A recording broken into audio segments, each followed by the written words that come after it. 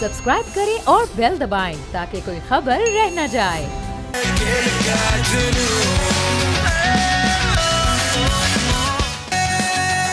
अस्सलाम वालेकुम जनाब, प्रोग्राम खेल का जुनून में मैं हूं आपके साथ फराज अहमद और मेरा साथ देने के लिए आज मेरे साथ साथी एंकर मौजूद है माविश निसार। Thank you. और जनाब हम सिर्फ अब कुछ ही घंटों की दूरी पर, एक दिन और एक घंटा की दूरी पर हैं हम, क्योंकि बल्कि इससे भी कम दूरी पर है, बहुत ही कम घंटों की दूरी पर है।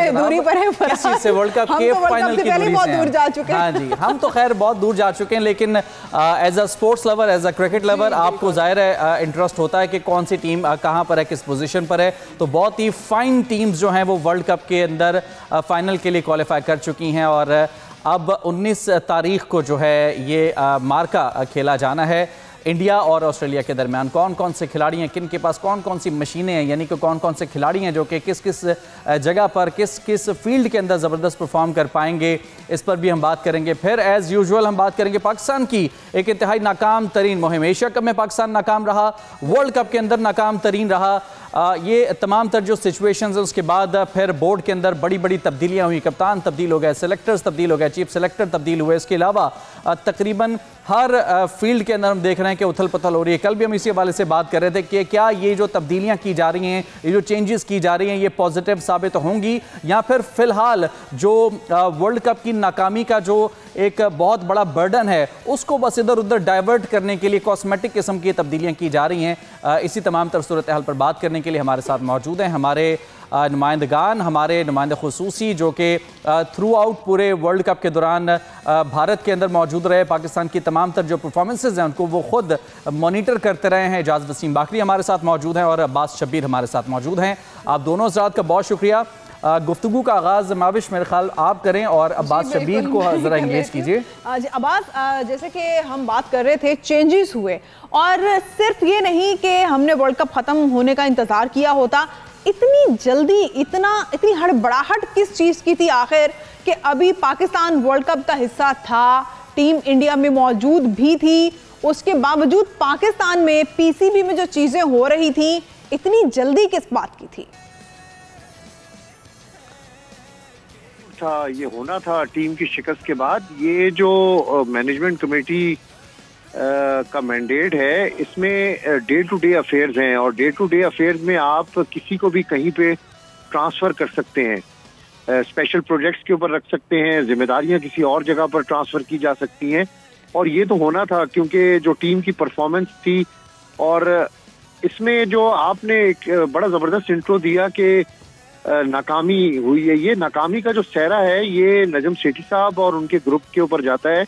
और उससे पहले आप आज रोहित शर्मा का स्टेटमेंट एक देखें कि 2 साल 2.5 साल से वो वर्ल्ड कप की तैयारी कर रहे थे। पूरी दुनिया की टीमें 2 साल 2.5 साल से वर्ल्ड कप की तैयारी कर रही थी। तो पीछे जो बोर्ड थे उन्होंने वर्ल्ड कप की तैयारी क्या करवाई इन प्लेयर्स से, कौन सी ऐसी टीम बिल्डअप की, कौन सा ऐसा पूल बनाया और कौन से ऐसे कोचेज, ऑनलाइन कोचेज तो आपने रखे हुए थे जो ऑनलाइन कोचिंग करते थे। कोई कोच आपके सर के ऊपर खड़ा होकर कोच नहीं करता था। बहुत सारे अनासिर थे जिससे छुटकारा बहुत जरूरी था और यही तरीका था कि वर्ल्ड कप में शिकस्त के बाद इसको रीवैम्प किया जाए सारे सिस्टम को। और रीवैम्प करने का यही अच्छा तरीका था कि आप अपने जो लेजेंड्स हैं उनका इस्तेमाल करें। कुछ छोटे लेजेंड्स, कुछ लोग कहते हैं कि जी इनका ज्यादा इतना रिकॉर्ड अच्छा नहीं है तो ये नहीं कर सकेंगे, लेकिन अपने लेजेंड्स के सपोर्ट, अपने क्रिकेटर्स के सपोर्ट क्रिकेट करना ये बहुत अच्छा फैसला है। हमारी ये जो पॉलिटिक्स, एक तरह से पॉलिटिक्स ही कहा जा सकता है इसको, जो इस वक्त हम क्रिकेट बोर्ड के अंदर देख रहे हैं। फिर ये भी मुख्तलिफ मौके पर इल्ज़ामात आते रहे हैं कि सियासी पुष्टपनाही भी हासिल होती है, जो सियासी इन्फ्लुएंस है उसका भी एक असर होता है। तो ज़ाहिर है क्रिकेट को, एक गेम को पॉलिटिक्स से भी बड़ा दूर रखना ज़रूरी होता है। एजाज, अगर हम इस डिस्कशन से पहले थोड़ा सा वर्ल्ड कप का जो फाइनल है उसको डिस्कस कर लें।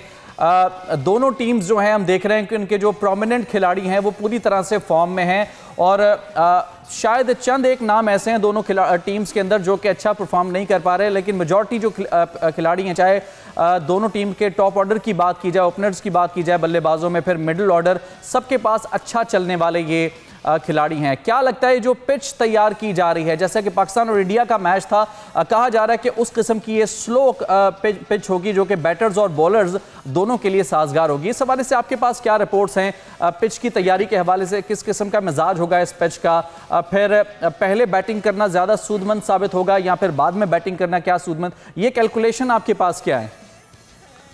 देखिए फराज, अहमदाबाद के नरेंद्र मोदी स्टेडियम में सेम उसी विकेट के ऊपर, ये तकरीबन मेरा ख्याल है कि ये विकेट नंबर 6 है। जी जी। ये जो 12 पिचेस में से ये 6 नंबर पिच है जिसके ऊपर ये मैच होने जा रहा है, और इसी विकेट के ऊपर इंडिया पाकिस्तान का मैच ऑलरेडी हो चुका है। इससे उसी विकेट को तैयार किया गया है।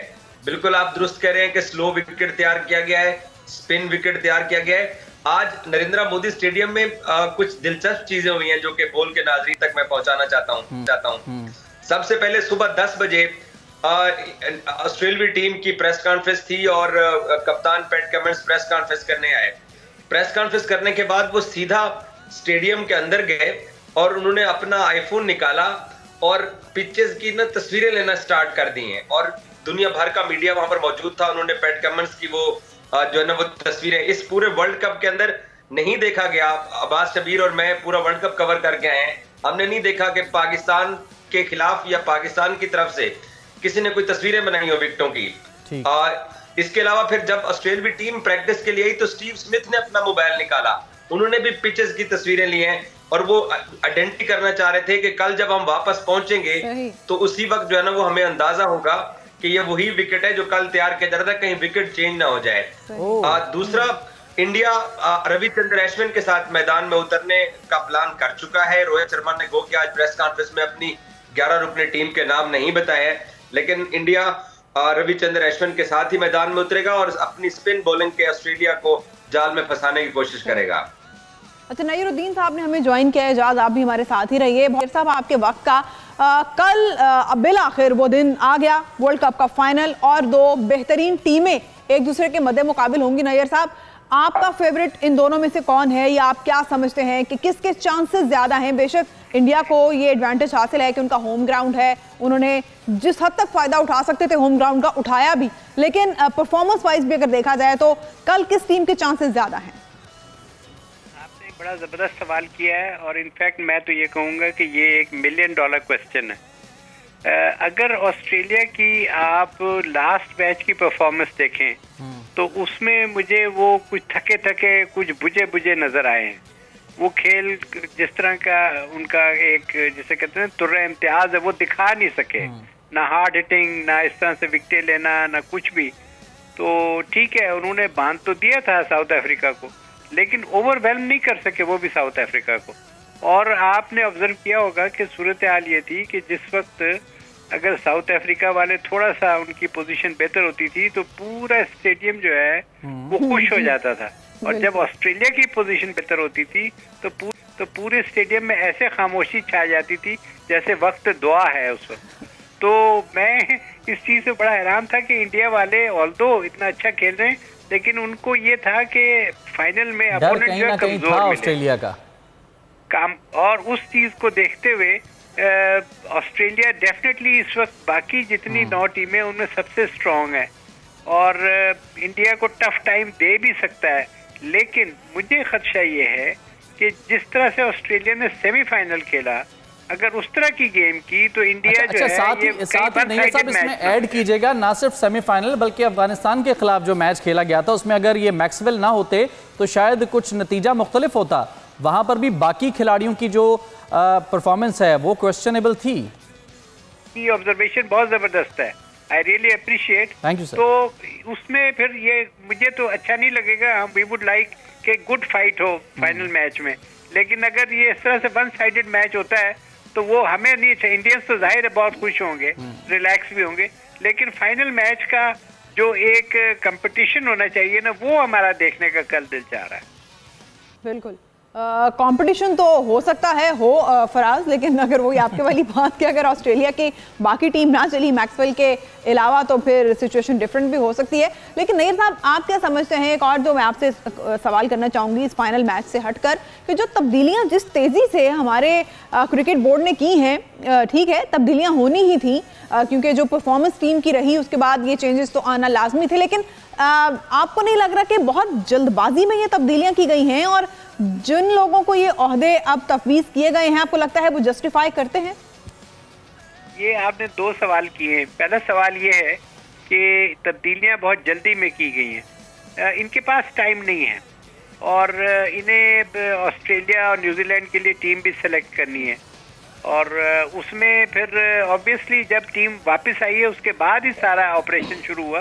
उससे पहले तो सिर्फ एक इंजमामुल हक का ही केस था, वो तो मतलब वर्ल्ड कप से उसका सच कोई ऐसा ताल्लुक नहीं था। तो जब आए हैं आपने देखा बाबर आजम, उन्होंने चेयरमैन से मुलाकात की तो उसके बाद ये डिसीजन लेना ही लेना था, चाहे वो रह जाते या ना रहते।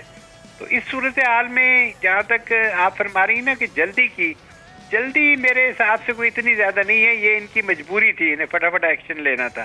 सही। अब आपने ये सवाल किया है कि जो लोग इन्होंने लगाए हैं क्या वो डिलीवर करेंगे, ये बहुत बड़ा सवाल है। और इसमें जो लोग से अगर आपकी मुराद कैप्टन हैं तो वो एक अलग सवाल है, और अगर कोचिंग स्टाफ है या दूसरा ट्रेनिंग स्टाफ है वो एक अलग सवाल है। जहाँ तक प्लेयर्स का है, इस वक्त एज सच कोई ऐसी चॉइस नहीं थी कि शान मसूद के अलावा कोई कैप्टन होता। शान मसूद एक सीनियर प्लेयर हैं और उनके ऊपर जो क्रिटिसिज्म आ रहा है कि जी ताल्लुकात की वजह से कप्तानी मिल गई है, कोई और ऐसी बात बिल्कुल नहीं है। उनको ऑलरेडी यॉर्कशायर ने कैप्टन बनाया हुआ था और वो वहाँ पर अपनी अच्छी परफॉर्मेंस की बेस पर ही आए, वहाँ तो सिफारिश नहीं होती।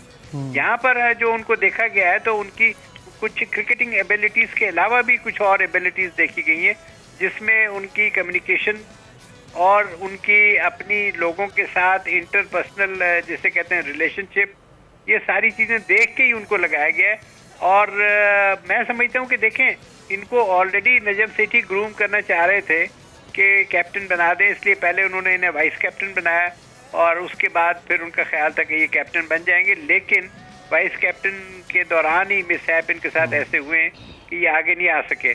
तो अब तो सिर्फ ये है कि ऑस्ट्रेलिया के टूर में ये एक्सपेक्ट करना कि ये ऑस्ट्रेलिया को एक आधा मैच हरा देंगे 3 मैचों में से, वो तो मुझे नहीं नजर आ रहा, सीधी सी बात है।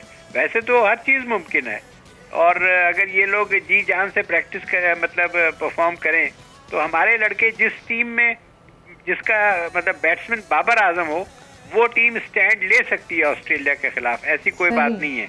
और शान मसूद की अपनी जो एवरेज है हर मुल्क से, तो वो काफ़ी मतलब 20s में, लेकिन ऑस्ट्रेलिया के खिलाफ शान मसूद की अपनी एवरेज 39 की है। तो इस चीज़ से भी हमें उम्मीद है कि शान मसूद भी कुछ ना कुछ परफॉर्म करेंगे। तो अगर देखें, हारना जीतना तो गेम में एक अलग चीज़ होती है, असल चीज़ ये होती है कि क्या आप फाइट पुटअप कर रहे हैं, जो आपका पोटेंशियल है उसके मुताबिक खेल रहे हैं। जैसा कि फखर जमान ने एक दफ़ा खेल के बताया वर्ल्ड कप में, वो पोटेंशियल अगर आप दिखा दें और अगर नहीं भी जीतते तो मुझे कोई अफसोस नहीं होगा। अच्छा, इसमें फिर प्लानिंग भी बड़ी इंपॉर्टेंट होती है नैयर साहब के। खिलाड़ी जो है परफॉर्मेंस अगर दिखाता है, लेकिन ज़रूरी ये बात है कि वो उस वक्त पर जब उस परफॉर्मेंस की ज़रूरत है तो ये परफॉर्मेंस दिखा पाता है। नहीं, फ़खर की जैसे कि बात की जाए तो फ़खर ने परफॉर्मेंस दिखाई, लेकिन उस वक्त मेरे ख्याल में वो कहते हैं ना, चिड़ियाँ चुग चुकी थी खेत। अच्छा अब्बास, आपकी तरफ आते हैं, लेकिन एक बार मैं आपसे भी फाइनल का थोड़ा सा एक तजिया लेना चाहूँगा, फिर उसके बाद हम पाकिस्तान की भी बात करेंगे, तमाम तर मामलात की बात करेंगे। ऑस्ट्रेलिया और भारत का मैच, फिर हम ये देख रहे हैं कि इस वक्त अनबीटेबल चल रही है भारत की टीम। फिर ये कि ज़्यादा से ज़्यादा विकेटें लेने का रिकॉर्ड इस वक्त इस इवेंट में भारत के पास है। फिर कोहली के 711 रन जो हैं, वो सबसे ज़्यादा रन बनाने का रिकॉर्ड जो है वो भारत के पास है। काफ़ी हद तक प्लस पॉइंट है इनके पास। फिर इसके अलावा ऑस्ट्रेलिया की अगर बात की जाए तो लबुशेन की बात करें, स्टीव स्मिथ की बात करें, उनकी कोई ख़ास परफॉर्मेंस अभी तक दिखाई नहीं दे रही है। इसके अलावा बाकी बल्लेबाज हैं, लेकिन कुछ खिलाड़ी उनके पास जो हैं जो कि मुश्किलात का बायस भी बन सकते हैं। तो मजमूई तौर पर फाइनल मैच के अंदर दोनों टीमों का अगर जायज़ा लिया जाए तो आप इस पर क्या राय रखते हैं? देखिए, दोनों बड़े क्रिकेटिंग नेशन हैं, दोनों टीमें बहुत ज़बरदस्त हैं, लेकिन इंडिया जिस तरह खेल कर आ रहा है और जिस कंसिस्टेंसी के साथ इंडियन प्लेयर्स और उनके जो बॉलर्स हैं और जो उनका बैटिंग लाइनअप है, वो बहुत स्ट्रांग है ऑस्ट्रेलिया से। तो मेरी नज़र में तो ऑन पेपर्स अगर बात करें, वैसे तो क्रिकेट में दिन जिसका होता है बस वही जीतता है, बिल्कुल ऐसे ही। लेकिन ऑन पेपर्स अगर हम बात करते हैं तो इंडिया मुझे स्ट्रॉन्ग टीम लगती है ऑस्ट्रेलिया की नज़र। सही, ठीक है। अच्छा, इसके अलावा फिर बॉलर्स में अगर हम आते हैं तो एक तरफ शामी हैं तो उधर दूसरी तरफ एडम जंपा है फिर ऑस्ट्रेलिया के पास, जो शुरू में बहुत ज़्यादा नहीं अच्छा वो परफॉर्म कर पा रहे थे, लेकिन बाद में जब वो चले हैं तो फिर बड़ा जम के उन्होंने धोया है हरीफों को। बॉलर्स में अगर देखा जाए तो इंडिया हमारे पास, मेरे ख्याल में इंडिया के पास राइट नाउ 3 अच्छे स्पिनर्स और तकरीबन 3 से 4 ही अच्छे पेसर्स मौजूद हैं। ऑस्ट्रेलिया का ज़रा इससे अगर मवाजना करें तो कौन कौन से, जंपा के अलावा कौन कौन से खिलाड़ी हैं जो कि टफ टाइम देंगे? तो अच्छा स्टार्क है, अच्छा कॉम्बिनेशन है ऑस्ट्रेलिया के पास भी, लेकिन फिर मैं आपको बताऊं कि इंडिया आप देखें कि सिराज, कुलदीप, सारे जितने शामी, आपने बताया कि अभी तक वर्ल्ड कप के अंदर सबसे ज्यादा विकेटें भी उन्हीं की हैं, जैम्पा उनके नीचे हैं, तो एक अच्छा मुकाबला होगा और जबरदस्त मैच होगा। लेकिन फिर अगर ऑन पेपर्स बात करें, होम क्राउड का बड़ा एडवांटेज है, होम ग्राउंड का बड़ा एडवांटेज है, और अहमदाबाद में तो पाकिस्तान इंडिया का जब मैच हुआ था तो वहाँ पे सिर्फ इंडियन क्राउड ही होता है और पूरा वन साइडेड क्राउड हो जाता है। बिल्कुल ये है, वन साइडेड क्राउड होता है जी, बड़ा क्रेज है वहाँ पर क्रिकेट का। और वो सब ने ब्लू कलर के किट्स पहने होते हैं, तो इस तरह आपको फील होता है कि आप एक ही क्राउड के अंदर बैठकर मैच देख रहे हैं या खेल रहे हैं। तो ये एडवांटेज है इंडिया को, और इंडिया अपने होम क्राउड का और होम कंडीशन का भरपूर फायदा पूरे वर्ल्ड कप के अंदर उठा रहा है। आप देखेंगे ऐसा लम्हा नहीं आया कि किसी कमेंटेटर ने, हमने आपने कहा हो कि इंडिया इन ट्रबल। बिल्कुल सही कहा, इंडिया बिल्कुल स्ट्रेट फॉरवर्ड जा रहा है और बड़ा जबरदस्त। एक प्लेयर आउट होता है, दूसरा कोहली आउट होता है, तीसरा, तो ये पूरा उनका जबरदस्त बना हुआ है। 2-2.5 साल से वो वर्ल्ड कप की तैयारी कर रहे हैं। असल देखे, मैंने जो पॉइंट रेस किया था कि हमारी टीम की नाकामी की वजह है कि हमारी तैयारी कोई नहीं थी। हम आखिरी टाइम तक मामलात कॉन्ट्रैक्ट के डील कर रहे थे, आखिरी मामलात टाइम तक हमें पता था कि हमने किसको लेके जाना है, क्यों लेके जाना है, मैं उस पर बेज़िद हूँ, दूसरा उस पर बेज़िद है। अब ये हालत थी हमारी टीम की, और कोचेस आखिरी टाइम तक क्या बात, हम तो इवेंट के दौरान, मैचेस के दौरान श्योर नहीं थे कि क्या ये जो सिलेक्शन ये ठीक है या नहीं है, इसमें ये तब्दीली होनी चाहिए थी, ये नहीं होनी चाहिए थी, हम कॉन्फिडेंट नहीं थे आखिरी वक्त तक। वो बड़ी जबरदस्त रिपोर्ट है कोचेस की बाबर आजम के हवाले से कि वो इतने एरोगेंट थे कि वो किसी से बात नहीं करते थे। तो ऐसा कैप्टन किस तरीके से आप बताएं कि टीम को साथ लेकर चल सकता है? तो ये भी नाकामी की वजूहत होती है जब आप एज ए यूनिट अपने प्लेयर्स को साथ ना लेकर चले। वो लोग कहते थे कि जी उनके खिलाफ साजिश हो रही है, बाद में पता चला कि साजिश तो अपने खिलाफ वो खुद कर रहे थे। तो ये बहुत सारे फैक्टर्स थे, हमारी तैयारी नहीं थी। इनको कहा गया स्पिन कोच को लेकर जाएं, स्पिन विकेट्स है सब कॉन्टिनेंट की, इन्होंने कहा नहीं जी हमें जरूरत नहीं है। हमारे कोचेज ही हमारे सर पे नहीं थे, ऑनलाइन कोचेज थे सारे हमारे, 2 दिन पहले वो टीम को ज्वाइन करते थे, कुछ चेक एंड बैलेंस नहीं था।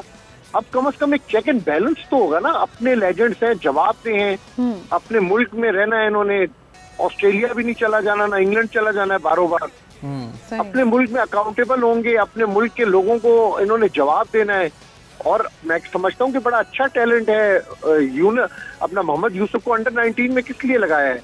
सीनियर में भी लगा सकते थे, अंडर 19 में इसलिए लगाया कि अंडर 19 से प्लेयर्स निकालें और सीनियर टीम को दें, ट्रेनिंग पूल को बड़ा करें। सईद अजमल को इसलिए लगा रहे हैं कि पूल को बड़ा स्पिन का करें। बैटिंग कोच इसलिए लगा रहे हैं कि पूल बड़ा किया जाए बैट्समैनों का, कि डग आउट पर प्लेयर होने चाहिए। आप इंडिया में देखें, आपने अभी खुद कहा कि 3 स्पिनर 3 फास्ट बॉलर अच्छे हैं उनके पास, कि एक अगर आउट होता है तो दूसरे को वो इन कर लेते हैं, वो दूसरा उससे बढ़कर परफॉर्म करता है। बैकअप प्लान बड़ा जबरदस्त है, बिल्कुल बैकअप प्लान बहुत जबरदस्त है उनके पास, उनका डग आउट फुल है। और अपने प्लेयर्स बैठे हुए एज ए कोच वहाँ पे, कोई और मुल्क का नहीं बैठा हुआ। बिल्कुल, तो जहाँ पे अपने प्लेयर होते हैं वहाँ पे बाद में हमारा प्रॉब्लम फिर ये है ना कि इस वक्त ये डिसीजन ले लिया गया है। एजाज आपसे मैं ये सवाल करना चाहूंगा, राइट नाउ ये डिसीजन ले लिया गया है, ठीक है जी, अपने बंदों को कोचिंग की बात करें या फिर चीफ सिलेक्टर की बात करें, हर सीट पर अपना बंदा, यानी कि अपने मुल्क का बंदा, साबिक खिलाड़ी बिठा दिया जाए। लेकिन फिर वही बात है, मैनेजमेंट तब्दील होती है, अगला बोर्ड चेयरमैन आता है, उसका दिल करता है जी कि फिर इंटरनेशनल कोचेस को लेके आए जी। मैं तो उनको ज़्यादा पसंद करता हूँ, नजम सेठी, उनकी हमेशा से यही उनका जो है फोकस रहा है कि जो कोचिंग स्टाफ है वो सारा गैर मुल्की होना चाहिए। फिर वही बात है, तब्दीलियाँ हो जाएंगी, तो थोड़े थोड़े टाइम के बाद इस तरह की तब्दीलियाँ होना, साल 6 महीने के बाद फिर स्टेबिलिटी तो नहीं आ पाएगी इस तरह से। देखिए अब्बास भाई का अपना मौक़िफ़ है, मेरा इस पे बिल्कुल डिफरेंट मौक़िफ़ है। इस मुल्क में जावेद मियांदाद साहब ने दोबारा तौबा कर ली थी कि वो पाकिस्तानी टीम की कोचिंग नहीं करेंगे, आके छोड़ के यूएई चले गए थे। वकार यूनिस को जब कोचिंग से हटाया गया था तो तकरीबन आधे पाकिस्तान ने खुशी का इजहार किया था, और मिसबा को जिस तरीके से जलालत के साथ पाकिस्तान टीम की कोचिंग से और चीफ सेलेक्टर के ओहदे से निकाला गया था, तो आधे पाकिस्तान ने खुशी का इजहार किया था। बुनियादी तौर पर ज़का अशरफ क्योंकि मलबा अपने ऊपर लेना नहीं चाहते हैं, और वो बहाना ये इख्तियार कर रहे हैं कि मुझे साबिक क्रिकेटर्स ने मशवरा दिया है, मैं उनके मशवरे के साथ चल रहा हूँ। अभी नैयर साहब भी बात कर रहे थे कि शान मसूद पाकिस्तान क्रिकेट की बेस्ट चॉइस है। भाईजान उसकी 28 की एवरेज है, 34 साल की उसकी उम्र है। ज़का अशरफ साहब से कोई ये पूछे कि क्या सिर्फ एक बेहतरीन अंग्रेजी बोलने वाले खिलाड़ी को आपने, जिसकी पाकिस्तान की टेस्ट टीम के अंदर जगह नहीं बनती, आपने कप्तान बना दिया है इस बुनियाद के ऊपर कि मुझे साबिक क्रिकेटर्स ने मशवरा दिया है। ये सारा कुछ इसलिए किया जा रहा है कि मेरे ऊपर बात ना आए, और वो ज़का अशरफ साहब ने ठीक है ये लोग लगा दिए हैं, अब वो वेट करते हैं आम इंतखाबात का। अगर नवाज शरीफ या कोई और लीडर आ गया जो कि नजम सेठी को लाइक करता होगा तो फिर मिक्की ऑर्थर भी वापस आ जाएंगे, हफीज साहब दोबारा कमेंट्री में चले जाएंगे, और वहाब रियाज फिर कहीं और चले जाएंगे वफाकी सूबाई काबीना के अंदर, अगर उनको निगरान सेटअप के बाद भी कोई सीट जीतते हैं। एक और चीज जो एक सवाल मेरा आपसे ये है, जैसे हम बात करें कि अगर चेंज होती है गवर्नमेंट और फिर पीसीबी का चेयरमैन चेंज हो जाता है, फिर बाकी सारे चेंजेस होंगे, लेकिन ये तो हम बहुत अरसे से देखते आ रहे हैं कि गैर मुल्की कोचेस लाकर उन्हें यहाँ पर तैनात किया जाता रहा है ट्रेनिंग के लिए। क्या पहले ये पॉसिबल नहीं था? मैं आपको रीजन बताता हूँ। पाकिस्तानी क्रिकेटर्स लेजी हैं, पाकिस्तानी क्रिकेटर्स की जो वो फिटनेस लेवल नहीं है, इनका वो फिटनेस का म्यार बरकरार रखने के लिए, इनके अंदर वो प्रोफेशनलिज्म लाने के लिए मैं अब टीवी पे क्या कहूँ, हम ऐसी क्रिकेट टीम है कि ये जो पाकिस्तान क्रिकेट के सर्कल के अंदर जो ज़का अशरफ साहब बंदे लेके आ रहे हैं, ये एक अपने साथी प्लेयर्स की कप्तानी खत्म कराने के लिए ये इल्जामात हैं कि कुरान पे हाथ रख के कसमें खाते रहे हैं। इनकी इन्हीं ग्रुप बंदियों की वजह से, वकार यूनिस का अपना ग्रुप होता था, मिसबा का अपना ग्रुप होता था, इन्हीं ग्रुप बंदियों की वजह से गैर मुल्की कोचेस को लाया गया ताकि न्यूट्रल कोचेस हैं, प्रोफेशनल कोचेस हैं, और आगे इस टीम को थोड़ा बेहतर मकाम तक ले जाएं। मैथ्यू हेडन को पाकिस्तान ने 2 क्रिकेट वर्ल्ड कप्स के अंदर ऑस्ट्रेलिया और यूएई में मेंटोर किस लिए रखा था? ताकि एक बड़ा बंदा हो जिसको इंटरनेशनल क्रिकेट का, इंटरनेशनल मेयार की प्लेयर्स की जो रिक्वायरमेंट्स होती है उनका अंदाजा हो। मुझे एक बात बताइए, मोहम्मद हफीज को टीम का डायरेक्टर लगा दिया गया है और वो हिडन पाकिस्तान टीम के हेड कोच भी होंगे। हफीज साहब ने कौन सा कोचिंग का कोर्स किया हुआ है, मुझे बता सकता है? बिल्कुल बिल्कुल बिल्कुल दुरुस्त कहा आपने। अच्छा नैयर साहब, इसी को कंटिन्यू अगर करें तो ये जो ये डिस्कशन है, इससे तो ऐसा लग रहा है कि तमाम तर जो ओहदे हैं, चाहे वो ये कोचिंग स्टाफ के ओहदे हों या फिर टीम डायरेक्टर के ओहदे हों, ये तो एक तरह से ठेके हैं। जिसने ज़्यादा बोली लगाई उसको मिल गया, और उसके बाद उसने जब तक वो सीट पर बैठा है ज़्यादा से ज़्यादा फ़ायदा उठाएंगे, और उसके बाद फिर वो किसी और को शिफ्ट हो जाएगा दोबारा। ये तो गोल इसी तरह से बंदर बांट चलती रहेगी। तो टीम और गेम और टीम स्पिरिट, फिटनेस और ये जो परफॉर्मेंसेज हैं, ये तो फिर जाहिर सी बात है ये तो कॉम्प्रोमाइज होंगी। फिर देखें, बात ये है कि 2 थ्योरीज हैं। एक थ्योरी ये है कि जी पाकिस्तानी कोचेज होने चाहिए, और दूसरी थ्योरी ये है कि फॉरेन कोचेज होने चाहिए। और समहाउ हमने ये देखा है कि at the end of the day जब टीम हारती है तो ना पाकिस्तानी कोचेज के बस में कुछ होता है ना फॉरेन कोचेज के। सबसे बड़े आपने बॉब वुल्मर रखे थे, उनके दौर में आपको याद होगा कि हम तो मतलब जो सेकंड राउंड था उसमें भी दाखिल नहीं हो सके थे। तो मेरा मतलब है कि हमारे पास फॉरेन कोचेज का भी सारा रिकॉर्ड है और लोकल का। फॉरेन कोचेस के अब नखरे ये हो गए कि जी वो तो पाकिस्तान में आके रहना भी नहीं चाहते। तो अब आप अगर खुद चेयरमैन हो, फराज साहब आप बताएं आप क्या करेंगे? पाकिस्तान से ही पैदा करेंगे ना। बिल्कुल। और जो अवेलेबल आपके पास, अपने पास जो अवेलेबल रिसोर्सेज हैं उसमें जो बेस्ट होगा उसको ट्राई करने की कोशिश करेंगे। बहुत सिंपल फॉर्मूला ये तो। नईरुद्दीन साहब हमारे साथ रहिएगा, अब्बास और एजाज बाकरी भी हमारे साथ हैं। गुफ्तगू के सिलसिले को ब्रेक के बाद यहीं से शुरू करेंगे।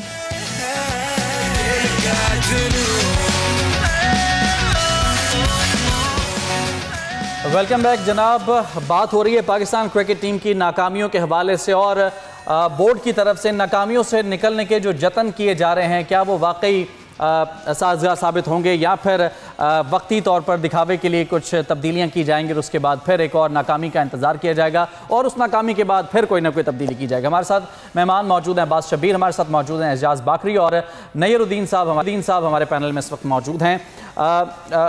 ब्रेक पर जाने से पहले जो डिस्कशन हो रही थी तो अब्बास फिर जाहिर है जो ओपिनियंस हैं वो हर किसी के अपने अपने होते हैं, लेकिन फिर कोचिंग स्टाफ तब्दील होना और उसके बाद टीम की कारकर्दगी से जो है अच्छी उम्मीदें रखना, लेकिन हम कप्तानी कोचिंग स्टाफ इन सबको तो डिस्कस कर रहे हैं, लेकिन वो खिलाड़ी जो कि ग्राउंड के अंदर मौजूद थे परफॉर्म नहीं कर पाए, ठीक है बाकी चीज़ें मैटर करती हैं, लेकिन कुछ परफॉर्मेंस ऐसी भी तो नज़र आती कि लगता कि हाँ इसने पूरी अपनी एफर्ट दी है लेकिन फलां रीजंस की वजह से जो है चल नहीं पाया, गेम जीत नहीं पाए। हमें तो ये नज़र आया कि चंद एक के अलावा कोई खिलाड़ी कारकर्दगी दिखा ही नहीं सका। हमने एक्सपेरिमेंट्स किए, आधा इवेंट हम इमामुल हक को सिर्फ ट्राई करते रहे कि शायद इस बार चल जाए, फिर फ़खर को लाया गया, फ़खर चला लेकिन उस वक्त बहुत देर हो चुकी थी।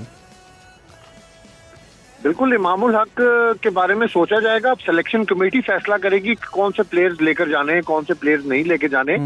लेकिन जो हमारी टीम की मैनेजमेंट बनी है वो one of the best lot है, अभी जो अवेलेबल लॉट है उसमें से ही हमने पिक करने थे और उनको हायर करना था और उनको बिठाना था, क्योंकि इसके अलावा कोई और ऑप्शन मौजूद नहीं था। ठीक है, माजी के अंदर बहुत सारी ऐसी चीजें हुई हैं कि हमारे अपने लेजेंड्स को भी इज्जत नहीं मिली, लेकिन मेरा ख्याल है कि अब वक्त है कि हम अपने जो लेजेंड्स हैं उनका इस्तेमाल करें, क्योंकि पूरी दुनिया में आप देखेंगे इंडिया टीम जो उठी है वो अपने लेजेंड्स की वजह से उठ रही है, अपने प्लेयर्स की वजह से उठ रही है। तो ये एक्सपीरियंस भी हमने कर लिए, महंगे कोचेस हमने रख लिए बाहर से लाकर, वो एक्सपीरियंस भी हमारा नाकाम हुआ है। तो उसके बाद अब बाहर के फॉरेन कोचेस को लाने से पहले जो एक्सपीरियंस है वो अपने कोचेस के साथ करना है। और ये मेरा ख्याल है कि ये कोई जिम्मेदारी नहीं किसी ने अपने सर से उतारी, ये हर बंदा जवाबदेह है और चेयरमैन का जो जॉब है वो यही जॉब है कि आपको बेस्ट से बेस्ट कोचेस दें, खिलाड़ियों को अच्छे से अच्छी सर्विसेज प्रोवाइड करें, और जो बोर्ड्स के साथ राब्ते हैं, फिर एडमिनिस्ट्रेशन है, प्रॉफिट लॉसेज हैं राइट्स के अंदर, ये उनका काम है। बाकी तो हमेशा से क्रिकेट कमेटी के सुपुर्द ही होती है क्रिकेट, और क्रिकेट कमेटी में अगर आप ऐसे लोग मुहिब्बे वतन लोग, आप हफीज के बारे में ये कोई नहीं कह सकता कि हफीज अच्छा प्लेयर नहीं था, मुहिब्बे वतन नहीं है, वो पाकिस्तान के लिए 100% उससे अपने कैरियर में भी दिया है और अब भी वो 100% देगा। यूसुफ के बारे में, सईद अजमल के बारे में, जो प्लेयर्स आप हायर करते हैं आप अपना कौमी असासा है और उनको चेक जरूरी है करना। अगर इसके अलावा कोई और बहुत सारे प्लेयर से रब्ता किया है, कोई पैसे ज्यादा मांग रहा है, बहुत सारे मसाइल हैं, तो इस वक्त जो बेस्ट अवेलेबल चॉइस थी कि अपने कोचेस को हायर किया जाए और ऑस्ट्रेलिया न्यूजीलैंड टीम के लिए चांस दिया जाए इनको कि वो टीम के अंदर कोई बेहतरी पैदा करे। प्लान तो सब कोचेस के पास होते हैं, लेकिन अपने कोचेस के पास जो प्लान है वो अब अपना प्लान उन्होंने दिया है।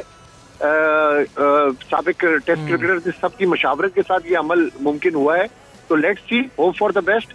अभी ऑस्ट्रेलिया सीरीज है, ये सबका ट्रायल है, कैप्टन का भी ट्रायल है, कोचेस का भी है, नई जो टीम मैनेजमेंट बनी है उसके लिए भी ये ट्रायल है, लेकिन होप फॉर द बेस्ट जी। तो नईर साहब, अब जो सूरत हाल है, ऑस्ट्रेलिया टीम जा रही है और हर शख्स की अपनी राय है, कुछ चीज़ों से आप मुत्तफिक हैं, कुछ से आप गैर मुत्तफिक हो सकते हैं, लेकिन इसमें हर चीज़ के कुछ प्लस होते हैं, कुछ माइनस होते हैं। आप इसमें प्लस कितने देख रहे हैं? प्लस इसमें ये है कि एक नया सेटअप आया है और उस नए सेटअप से तवक्कुआत भी हैं कि वो अब टीम को जिसे कहते हैं दोस्ती और ग्रुपिंग के बुनियाद पे सेलेक्ट नहीं करेंगे, अपने साथ नहीं रखेंगे, बल्कि मेरिट पे प्लेयर्स आएंगे। और मेरिट पर अगर आप खेलते तो ये वर्ल्ड कप फाइनल आज हम खेल रहे हो रहे। ये सारी की सारी बात जो है जिसमें ये कहा गया है कि कप्तान साहब ने अपनी मनमानी की और उन्होंने किसी की नहीं सुनने दी, और साथ में उनको पूरी मदद हासिल थी चीफ सेलेक्टर साहब, साबिक चीफ सेलेक्टर की, तो उसके बाद फिर यहाँ पर काम करने को रह ही कुछ नहीं गया था। आप इससे अंदाज़ा करें कि इनका बॉलर शादाब जो है वो कंकुशन की वजह से अनफिट था और एक दो मैच उसे नहीं भी खिलाए उन्होंने, लेकिन इब्रार जो हमारा बेस्ट स्पिनर है उसको बीच में नहीं आने दिया गया। जब इस हद तक हो तो ये मामला बहुत संगीन हो जाता है। और मैंने उस वक्त कहा था कि आप कप्तान खुदारा इंटरिम जो है वो वहाँ पर, मैंने आप ही के प्रोग्राम में कहा था कि शाहीन शाह अफरीदी को ये बाकी जो 3-4 मैच हैं उसके लिए कैप्टन बना दें, ताकि वो कुछ मेरिट पे खिला के पाकिस्तान की इज्जत रह जाए। पाकिस्तानी खिलाड़ी जब खेलते हैं तो इस इलाके में, यानी पाकिस्तान और हमसे ज़्यादा मुसलमान इंडिया में और फिर बांग्लादेश में, इनकी धड़कनों को मतलब ऊपर नीचे हो रही होती है कि पाकिस्तान से इनकी उम्मीद होती है कि पाकिस्तानी कुछ अच्छा खेल के कुछ अपना एक मतलब जज्बा दिखाएंगे। लेकिन अफसोस के साथ कहना पड़ता है कि ये चीज़ हमारे कप्तान ने और हमारे जो उस वक्त के चीफ सेलेक्टर ने नहीं देखी। उन्होंने एक ऐसी टीम सेलेक्ट की जिसके लिए मैंने इनको मुबारक दी थी 18 सितंबर की ट्वीट में कि आपने बहुत अच्छी टेस्ट टीम सेलेक्ट कर ली है, और वो बात आपके सामने। ठीक है, अच्छा हमारे साथ एजाज साहब मौजूद हैं। एजाज, आगे अब चलें, ठीक है, अब जो कुछ हो जाएगा, अब जो तब्दीलियां हो रही हैं आगे बढ़ते हैं। आगे ऑस्ट्रेलिया का दौरा आने वाला है, क्या लगता है कि हमारे पास जो अवेलेबल ऑप्शंस हैं, नई जो टीम ऑस्ट्रेलिया के दौरे के लिए सिलेक्ट होगी, हमारे पास ऐसे अवेलेबल ऑप्शंस हैं जो इस तमाम तर चीज़ों के ऊपर हावी हो जाएं, आगे की परफॉर्मेंसेस बेहतर हो जाएं? क्योंकि ज़ाहिर है खेलना तो खिलाड़ियों ने, किसी बोर्ड ने या मैनेजमेंट ने जाके ग्राउंड में नहीं खेलना। अच्छी सिलेक्शन के लिए भी अच्छे खिलाड़ी मौजूद होना ज़रूरी है। तो क्या ऐसे नाम हमारे पास ऑप्शंस, ऐसे अवेलेबल ऑप्शंस मौजूद हैं जो कि अब लाए जाएंगे तो बहुत कुछ तब्दील हो जाएगा ग्राउंड के अंदर, परफॉर्मेंस के अंदर? देखिए फराज, पाकिस्तान की जो मौजूदा क्रिकेट बोर्ड की जो इंतजामिया है, उससे तो कम से कम हम ये तवक्को नहीं कर सकते हैं। शान मसूद को कप्तानी दे के जो उन्होंने फैसला किया है, उससे तो यही लगता है कि बस सिर्फ वक्त गुजारने के लिए सारे फैसले किए जा रहे हैं। अगर आपने कप्तान बनाना भी था तो आप कुछ 26 साल का, कुछ 27 साल का या 25 साल का आप कप्तान बनाए, ताकि वो अगले 4-5 साल तक पाकिस्तानी टीम को सर्व भी करे। 34 साल की उम्र के एक ऐसे प्लेयर को आपने बना दिया है जिसकी अपनी परफॉर्मेंस इंतहाई बुरी है और उसकी प्लेइंग 11 में जगह नहीं बनती है। अब क्योंकि ज़का अशरफ की मैनेजमेंट ने ये डिसाइड कर लिया कि इंजमामुल हक के भतीजे इमामुल हक को सबक सिखाना है, उसको ड्रॉप करना है, और अब्दुल्ला के साथ शान मसूद को, क्योंकि कप्तान हमने ऐसा बनाया है जिसके लिए हमें टेस्ट के इन फॉर्म ओपनर बल्लेबाज को ड्रॉप करना पड़ेगा। अब्दुल्ला और इमामुल हक की पिछले 8 टेस्ट मैचेस गो के पाकिस्तान अपने होम ग्राउंड पे नहीं जीता। और फराज ये याद रखिएगा कि आपको टेस्ट मैचेस बॉलर्स जितवाते हैं, 20 विकेटें लेनी पड़ती हैं टेस्ट मैच जीतने के लिए, वरना टेस्ट ड्रॉ हो जाता है। 20 विकेटें लेनी पड़ती हैं। तो हमारे जो मौजूदा इंतजामिया है उनसे तो ऐसा कुछ लग ही नहीं रहा कि वो कुछ करना चाह रहे हैं। उन्होंने पॉपुलर डिसीजन करने थे, पॉपुलर डिसीजन करके, और बहाना ये है कि जी हमें साबिक क्रिकेटर्स ने मशवरे दिए हैं। और साबिक क्रिकेटर्स मशवरे देने वाले कौन है? वो सारे पाकिस्तान क्रिकेट के सर्कल के अंदर आ चुके हैं। हमारी दुआ है कि ये टीम इस बहरान से निकले। एक और चीज जो कि इब्रार के हवाले से नैयर साहब ने की है, मैं क्योंकि पाकिस्तानी टीम के साथ साथ मैं और अब्बास शबीर ट्रैवल करते रहे और हम चेन्नई के अंदर थे जब ये अफवाह उठी थी। राशिद लतीफ साहब ने टीवी के ऊपर बोला था कि इब्रार स्क्वाड के अंदर वापस आ रहे हैं, और मैं हैरान होता हूँ कि इतने सीनियर क्रिकेटर, इतने साबिक क्रिकेटर और क्रिकेट से वाबस्ता लोग ये कैसे ये इतनी बड़ी बात कह सकते हैं कि इब्रार को 15 रुकनी स्क्वाड के अंदर क्यों नहीं शामिल किया जब शादाब को कंकशन था। आईसीसी की technical committee independent medical panel से, अगर पाकिस्तान क्रिकेट बोर्ड का मेडिकल पैनल किसी खिलाड़ी की इंजरी का अगर सबूत पेश करता है तो ICC technical committee independent technical medical panel से उसका रिव्यू करवाने के बाद प्लेयर तब्दील होता है। ये कोई T10 का टूर्नामेंट नहीं हो रहा था, आईसीसी क्रिकेट वर्ल्ड कप था, जहां पर अगर आपका स्पिनर नहीं चल रहा है तो दूसरे की उंगली फ्रैक्चर कर दो तो उसके बाद उसको ले आओ। ऐसा नहीं होता है। आपकी मुल्क की बदनामी होनी थी अगर ऐसी अटेम्प्ट करते भी सही तो पाकिस्तान क्रिकेट टीम की मैनेजमेंट ने पकड़े जाना था और बहुत ज्यादा बदनामी। तो सवाल बड़े उठे हैं और बड़े वैलिड सवाल भी उठे हैं। उसके बाद जो नतीजा है, जो परफॉर्मेंसेज हैं, वो फिर जो है खुद मुंह बोलता सबूत है इन तमाम तर चीज़ों का जो कि प्रॉब्लम्स हुई हैं। खैर, अब देखना ये कि आगे जाकर पाकिस्तान की टीम कितनी बेहतर हो पाती है। हमारा जो अगला दौरा है ऑस्ट्रेलिया का, उसमें क्या हम नताइज देख पाते हैं। बहुत शुक्रिया। एजाज वसीम हमारे साथ मौजूद थे, अब्बास शबीर हमें ज्वाइन कर रहे थे, और इसके अलावा दीन साहब हमारे साथ मौजूद है। अब तमाम मेहमानों का बहुत शुक्रिया। अब कल जनाब फाइनल है, अब देखना ये कि एक बड़े इवेंट का सबसे बड़ा ताज किसके सर पर सजेगा। और अगर इंडिया जीती है तब भी हम पूरे दिल के साथ मुबारकबाद देंगे, अगर ऑस्ट्रेलिया जीती है तब भी हम पूरे दिल के साथ मुबारकबाद देंगे। प्रोग्राम का वक्त खत्म हुआ। कल आपसे मुलाकात होती है।